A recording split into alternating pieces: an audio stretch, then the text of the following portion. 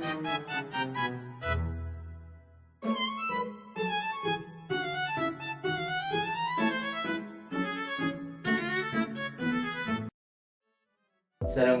nama saya Firdaus Rahman dari kelas ATF 10303 dan 3 gelagat usahawan. Hari ini saya akan menanyakan Ngah, iaitu pemilik daripada Ngah Furniture. Okay. Assalamualaikum Ngah. Okay. Soalan saya adalah, boleh tak Ngah perkenalkan diri dan macam mana bisnes ni boleh Ngah berfikir nak buat bisnes ni? Bismillahirrahmanirrahim. Assalamualaikum warahmatullahi wabarakatuh. Nama saya Muhammad Ashraf bin Muhammad, pemilik kepada Ngah Furniture.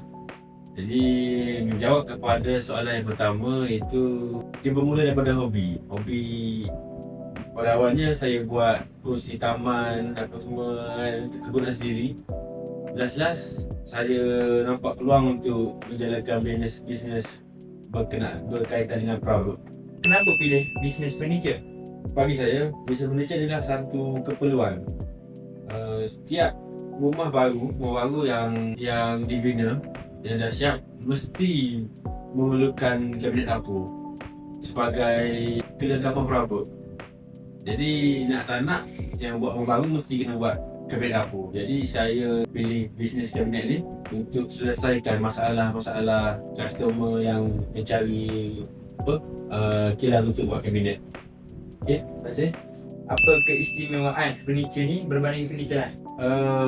Furniture sini maksudnya furniture dengan furniture lah. Maksudnya kita adalah penghilang kepada custom cabinet.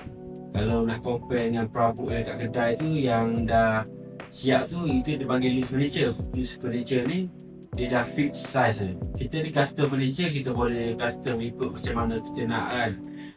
Dan kilang kita pun mempunyai mesin-mesin yang berteknologi tinggi lah, macam mesin CNC, mesin ABS engine, untuk mendapat kualiti yang baik. Terima kasih. Siapa pelanggan utama bisnes ni? Furniture ni yang saya buat ni di Ngah Furniture, kita adalah supply kepada B2C. B2C maksudnya business to customer. Business to customer, dan kita target, kita sasarkan kepada end user untuk open market. Dan kita buat masa sekarang ni, kita belum buat untuk projek-projek government ataupun projek-projek swasta ke apa. Kita fokus kepada end user, direct kepada owner rumah. Okay, terima kasih. Apa cabaran paling besar sepanjang berniaga ni? Cabaran paling besar ialah pekerja. Nak kawal pekerja itu adalah pengurusan lah. Maksudnya pengurusan tu adalah paling penting dalam bisnes. Bukan sekadar pandai bertukang tu berniaga. Itu adalah basic lah kata. Apabila kita grow lagi, kita dah awal start, itulah cabaran paling besar adalah pengurusan. Bukan senang nak uruskan sebuah syarikat. Kita kena handle banyak department, antaranya marketing, sale. Itu semua saya kena fikir je. Marketing, sale, production, installation, design, accountant. Jadi macam mana kita nak manage semua tu, bawah semua department tu bawah saya, macam mana nak manage? Itulah pengurusan yang sangat penting. HR, Human resources. Okay, terima kasih banyak. Ni soalan seterusnya. Modal pemudaan masa mula bisnes dulu macam mana? Modal ke modal? Modal. Modal. Okay. Pada awalnya kita buat bisnes secara kecil-kecilan je. Macam kita beli, modal tak besar. Kita beli, kebetulan bangsal lama tu dah ada lah. Bangsal lama dah ada.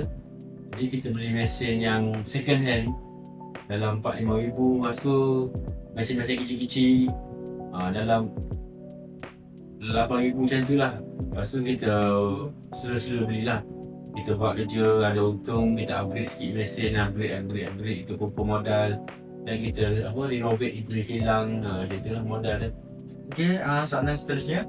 Pernah tak rasa macam nak putus asa sepanjang dalam bisnes ni? Oi, tipu tak pernah. Bisnes ni Kalau cakap senang, tapi kalau nak buat bukan senang. Susah.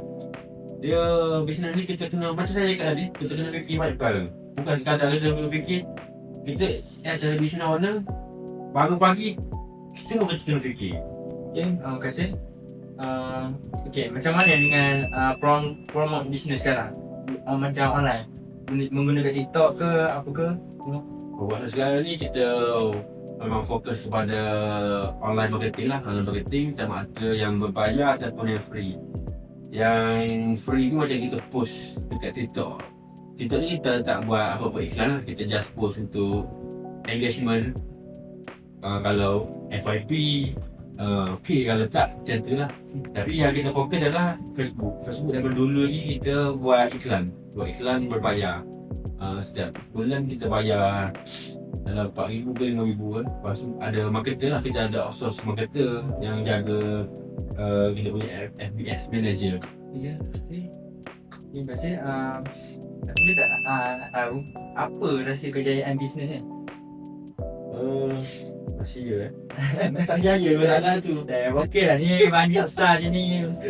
Biar berjaya tu. Rahsia dia sabar, konsisten buat, dan kita kena tabah hadap 1,001 masalah. Masalah memang tiap hari ada. Okey, soalan seterusnya, apa nasihat Ngah untuk student yang nak jadi usahawan ni? Nak masuk dalam dunia bisnes lah. Jadi nasihat saya, kalau student yang nak menceburi dalam bidang keusahawanan ni, saya ewaskan untuk belajar tiap department dulu. Belajar ilmu pengurusan, ilmu accounting,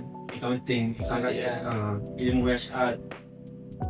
Biar knowledge ni semua tahu dulu, macam mana flow, macam mana marketing, kena tahu, kena buat marketing research, kena tahu segmen, tahu market target.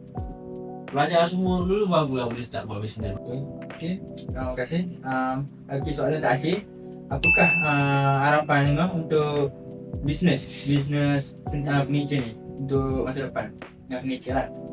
Jadi saya harap furniture berkembang lebih maju dan lebih ramai pekerja, dapat membantu masyarakat setempat untuk memberikan peluang pekerjaan dan pergi lebih jauh lah, dapat supply kepada government dan supply kepada seluruh Malaysia. Sekian daripada saya, itulah soalan-soalan yang saya tanya kepada Ngah Furniture. Okey, ini adalah buatangan daripada kumpulan kami kepada Ngah Furniture lah, kepada Ngah. Okey, saya tengok kumpulan apa dah nama? kumpulan 2 apa? nama pemuda. Berat. Tak apa. Terima kasih banyak. Kita tengok. Nama